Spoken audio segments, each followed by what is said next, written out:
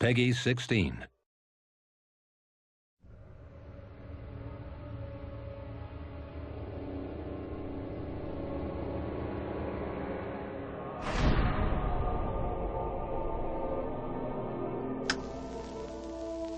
やっぱり最初は音がないままで、作成しているんですが、その子で音がついてきた時のやっぱりリアリティ、あとですね、その盛り上がっていく感じっていうのはやはりこれからサウンドもっと重要になっていくんじゃないかなと思っています。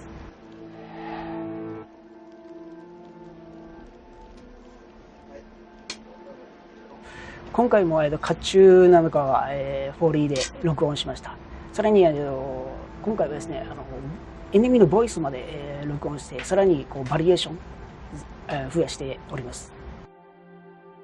フォーリーのスタジオで録音した機材に関しては手に金属類がついたもので、それを動かして、録音しましたね。サウンド魔法に関して言えば、今回は派手にさらになっていくので、どんどん派手な部分も音として表現していきたいなと思います。今回ムチとか大盾に、SE を作るにあたってプランナーとか、グラフィッカー来てやるんですが、その作成においては、サンプルをメインに作ってまして、各マップに、プランナーやグラフィッカーが入っていただいて、いろんなマップで検証してみて一番いいものを OK テイクなものをいただきました。It's really impossible to see exactly how everything's going to come together while you're working on it. I mean, you have a lot of hopes, just like the fans do.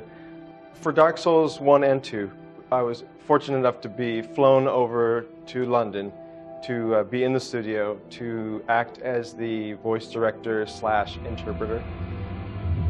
Long ago, in a walled-off land far to the north, a great king built a great kingdom.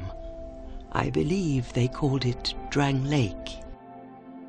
You do your best bringing life to characters in the script, and then the next step is that you hope that the actor can breathe life into it completely with their voice acting. Well, good to see that you survived. Perhaps you're more rugged than I thought. My name is Pate. I journey hither and thither on a sort of treasure hunt, you might call it. I play a lot of video games, and I think when you hear somebody doing it really well, that's what I try and aspire to, trying to imagine it from the point of view of a player, and hoping that it just fits into the world and is believable. For Dark Souls 1 and 2, we are constantly trying slightly different lines in the studio. An actor or actress will come in and do it a certain way, and sometimes that'll help us realize what little bits would round out that character more. And we try to encourage actors and actresses to ad-lib as they see appropriate after reading the script and seeing what the character's all about. The idea is that he's sort of squatting close by, out of sight, and he's enjoying it. Ooh, that'll leave a scar. Ooh, that'll leave a scar. Thank you. Okay, let's just go straight into that one. Ooh, that'll leave a scar. Can I do another variation of that? Ooh, that'll leave a nice scar. We try and cast our net as widely as we possibly can. So then when we hit the audition process, maybe some things won't work, some things will work, but I think on every single title we've had at least a handful of actors that have come in auditioned, and we'd never have thought that the character would have gone in that direction. Who are you? I thought you were that bastard for a moment. I played two characters today. I played Creighton and I played Magarold as well, and they're two very, very different characters, and so it's very important never to have that kind of crossover. I am Creighton of Mira. I travel from land to hone my blade. I've heard this land was full of danger. I thought it would suit me perfectly. Creighton is a nomadic warrior, and Magarold is a very lovely character, very sweet, but a little bit sly, a little bit dodgy maybe. A room about, looking for a find, following me instincts. I don't care what a thing's worth. What matters is whether it grabs me.